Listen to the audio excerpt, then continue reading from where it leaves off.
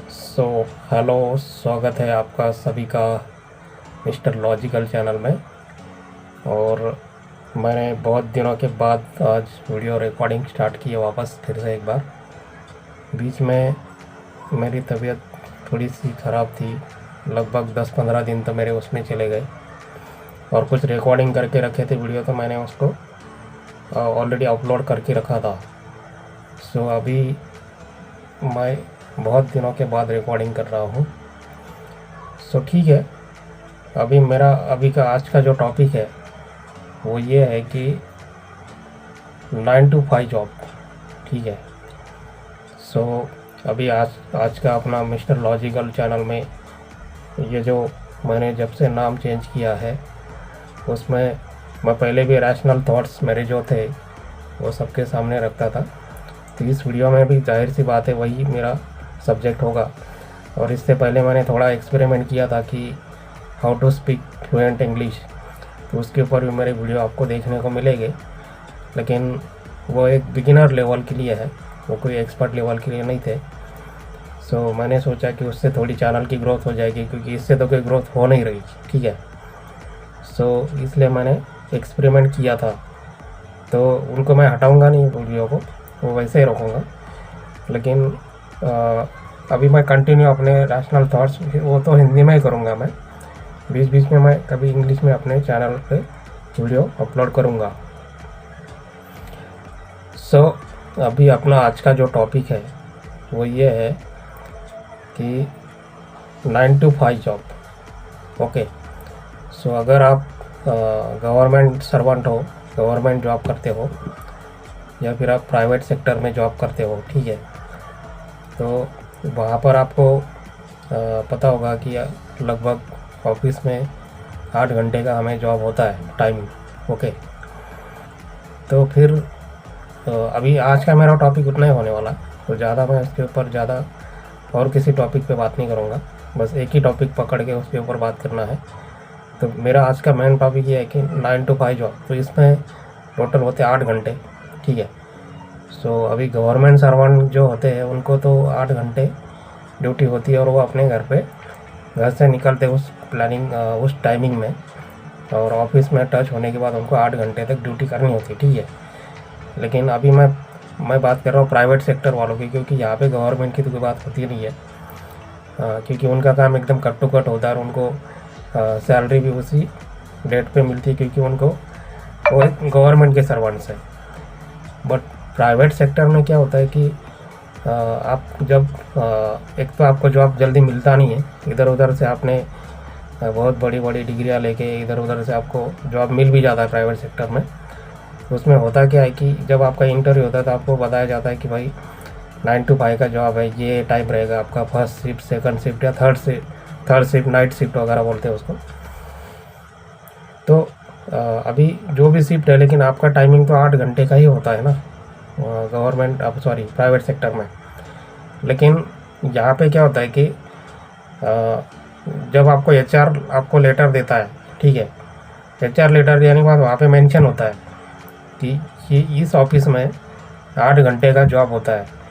तो फिर 9 से लेके 5 बजे तक जो भी, एक तो कोई टाइम ऐसा होता नहीं है प्राइवेट सेक्टर में। अगर वो ऑफिस छोटा है और वहाँ पे एक ही शिफ्ट में काम होता है, तो ये 9 to 5 का जॉब हो सकता है, मतलब टाइमिंग के हिसाब से।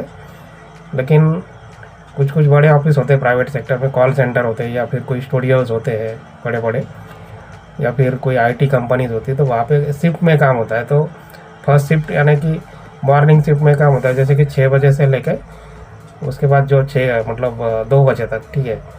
फिर दोपहर में 2 बजे से लेके, तो ऐसा टाइम होता है वो 2 बजे से लेके समथिंग 6 और वापस 4 घंटे, मतलब 10 बजे तक। ठीक है।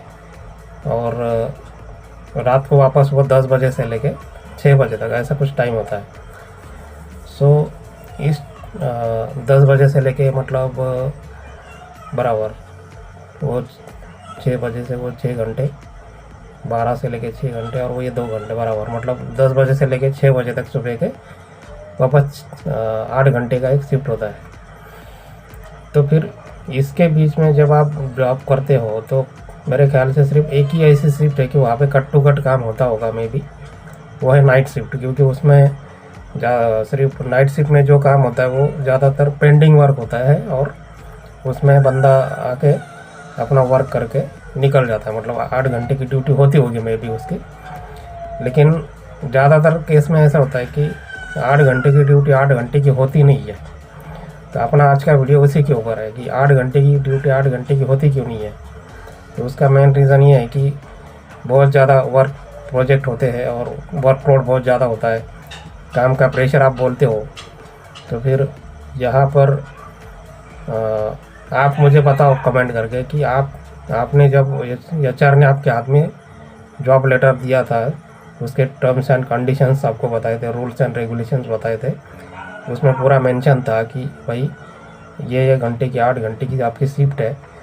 तो उसके बाद उन्होंने आपको कभी 8 घंटे की शिफ्ट में घर पे जाने दिया या नहीं दिया, ठीक है।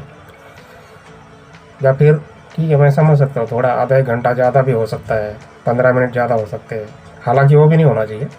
लेकिन अगर हो भी जाता है तो अगर आपके साथ 8 घंटे से ज़्यादा काम करवा के लेते हैं तो फिर आपके पास क्या है बोलने के लिए उनकी, मतलब कि भाई मैं 8 घंटे से ज़्यादा काम कर रहा हूँ। तो उसके बाद तो फिर एज अ गवर्नमेंट रूल के हिसाब से आपका ओवर टाइम कैलकुलेट होना चाहिए ना वहाँ से। तो प्राइवेट सेक्टर में कैलकुलेशन वो होता नहीं है ओवर टाइम का, क्योंकि आपको तो प्रोजेक्ट कंप्लीट करके देना है ना उनको। तो आपने तो जब आपको बॉस बोलेगा यार तूने प्रोजेक्ट कंप्लीट ही नहीं किया था तो ओवर टाइम क्यों मांग रहा है वापस से। तो इसका मतलब क्या है कि आपको, अगर आपको सपोज मैंने ये मान लिया कि चलो भाई 9 से 5 बजे तक का आपका टाइमिंग है, लेकिन वो 5 बजे थोड़ी आपको घर पे जाने देंगे, वो तो 5:30 बजाएंगे, 6 बजाएंगे, फिर 7 हो गई, फिर 8 हो गए, फिर कुछ ऑफिस में तो 9 से 9 का ही जॉब होता है, मतलब 12 घंटे का जॉब होता है, उधर ओवर टाइम वगैरह कुछ होता नहीं है। तो फिर ये लेटर के ऊपर वो उन लोगों ने मेंशन क्यों करके रखा होता है कि क्योंकि गवर्नमेंट ने ऐसा लॉ बना के रखा है ना कि 9 मतलब 8 घंटे का शिफ्ट होना चाहिए एम्प्लॉय का। तो वो तो होता नहीं प्राइवेट सेक्टर में। अगर कोई प्राइवेट मतलब एम्प्लॉय बोलने को जाता है कि भाई मैं तो 8 घंटे की ही जॉब करूँगा, उससे ऊपर नहीं कर सकता मैं, तो फिर उसको बोलते ठीक है फिर तू रिज़ाइन कर दे और निकल यहाँ से। तो फिर ये साफ साफ बात होती है, मतलब एक तो पहले उसको बता दिया जाता है कि भाई तो 8 घंटे की शिफ्ट नहीं करेगा, उसके ऊपर भी हमारा काम होता है। सिर्फ ये बोलने की बात है कि 8 घंटे की शिफ्ट है और बाकी की टीम तो यहाँ पे बैठी है, तो तू घर पे कैसे जा सकता है फिर। तो मतलब है बेसिक चीज़ होती है, उसको समझाई जाती है सॉरी। तो फिर वो भी खुद समझ जाता है कि भाई नहीं ठीक है बाकी लोग कर रहे हैं ना तो मुझे भी करना चाहिए। तो फिर वो इस तरह से उसको भी मतलब उस टीम में इस तरह से वो एडजस्ट कर लिया जाता है। और अगर वो एडजस्ट नहीं करता है तो फिर उसको बोला जाता है कि तो रिज़ाइन कर दे। मतलब एक तो उसके ऊपर फिर पॉलिटिक्स कर करके उसको भगा दिया जाएगा। और वो भगाने वाले लोग भी कौन होते हैं, वही होते हैं जो लोग ऑलरेडी वहाँ पे बैठे, जिनको 12 घंटे का उन लोगों ने प्रेशर झेल के वहाँ पे बैठे। तो फिर वो लोग कैसे उसको रिलीफ देंगे जल्दी। एक तो तू नया आया भाई, अभी आया, हम तो इतने सालों से घिस रहे 12 13 घंटे, तो फिर तुझे कैसे जाने देंगे। और अगर तो 8 घंटे में ही निकल जाता है जॉब ड्यूटी ख़त्म करके, तो फिर तो दुश्मन हो गया फिर हमारा। और फिर इस तरह का एक सिस्टम बनाया जाता है। और फिर वो बॉस तो सिर्फ मतलब वो तो उसको तो बोलने की ज़रूरत भी नहीं गिरती वापस, क्योंकि वो जो काम होता है पूरा वो टीम मेंबर ही कर देते हैं उसका। और फिर इन लोग को लगता है कि भाई वो बंदे को हमने कैसे भगा दिया, एक तो 8 घंटे का ही शिफ्ट में भाग जा रहा था, तो फिर हमने उसको भगा दिया। बॉस बोलते हैं चलो बहुत अच्छा किया तुम लोगों ने, हमें ऐसे ही लोग चाहिए जो कि मतलब बगैर बताए ही मेरे सारे रूल फॉलो करें। और अगर किसी ने बगावत इन द सेंस की अपना आवाज़ उठाई इसके खिलाफ, तो उसको बोलते भाई तो प्राइवेट सेक्टर में जॉब करता है, फिर तेरा नाम ब्लैक लिस्ट में डाला जाएगा और फिर तुझे किधर जॉब नहीं मिलेगा ना। हम ब्लैक लिस्ट में इन द सेंस की हम तुझे एक्सपीरियंस लेटर नहीं देंगे फिर, ठीक है। फिर उसके ऊपर प्रेशर बनाया जाता है। और फिर वो समझ जाता है कि यार मुझे अगर प्राइवेट सेक्टर में जॉब करना है बहुत लंबे समय तक, तो फिर मुझे इनके रूल को फॉलो करना पड़ेगा, है ना। तो ये वाला सिस्टम बना के रखा है और इसके ऊपर कोई बोल भी नहीं सकता, क्योंकि जो बोलेगा उसको टैप किया जाएगा, उसको दूसरे तीसरे या किसी भी और कंपनी में जॉब नहीं मिलेगा, क्योंकि वो रूल को फॉलो नहीं कर रहा है ना। तो फिर ये प्राइवेट सेक्टर का एक अलग एक स्टोरी है। और गवर्नमेंट सेक्टर वालों को इसका कोई लेना देना होता नहीं, क्योंकि उनका तो एकदम कट टू कट चलता है। अगर उनको 8 घंटे से ज़्यादा ड्यूटी करनी पड़ती है तो फिर उनको मतलब एक कायदे के हिसाब से उनको ओवर टाइम मिलता है। तो अगर वो फैसिलिटी, मतलब मेरा खुद का एक्सपीरियंस ये है कि मैंने तो 18 घंटे तक लगातार वर्क किया है, उसका कोई वैल्यू नहीं था। मुझे सैलरी उतनी मिलती थी, वो भी टाइम पे नहीं मिलती थी, वो तो अलग ही प्रॉब्लम है।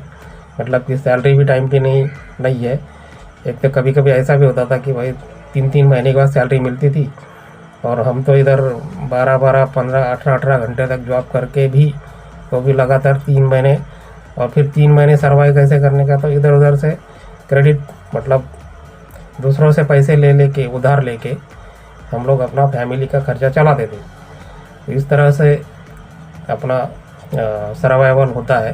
और सिर्फ बोलने की बात है कि आप आईटी सेक्टर में वर्क कर रहे हो, आपका पैकेज इतना है, ये है वो है, लेकिन इनके पास चाय पीने के लिए पैसे होते नहीं है। एक्चुअली ये रियलिटी होती है इनकी।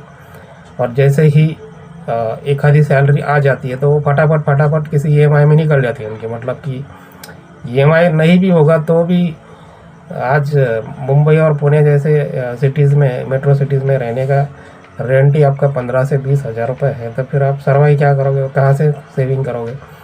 तो वो तो पेमेंट की बात वो अलग है, लेकिन मैं तो अभी टाइम की ही बात कर रहा हूँ ना। मैं तो बस ये बताना चाहता था कि भाई आपकी 8 घंटे की ड्यूटी है, तो फिर सही मायने में आपकी 8 घंटे की ड्यूटी है क्या? मतलब आपका 9 to 5, आप सही मायने में 5 बजे कभी घर पे निकले थे क्या? नहीं ना। अगर आप प्राइवेट एम्प्लॉय हो तो कमेंट करके मुझे बताओ कि आपका टाइमिंग क्या है, और आपको किस तरह से आपको हैरेसमेंट किया जाता है। अगर आपने वो रूल फॉलो नहीं किया तो वो मुझे कमेंट करके बताइए। और अगर आपको लगता है कि मैंने इसके ऊपर और भी बात करनी चाहिए तो मैं अगले वीडियो में बात करूँगा। तो मिलते हैं नेक्स्ट वीडियो में, तब तक के लिए बाय।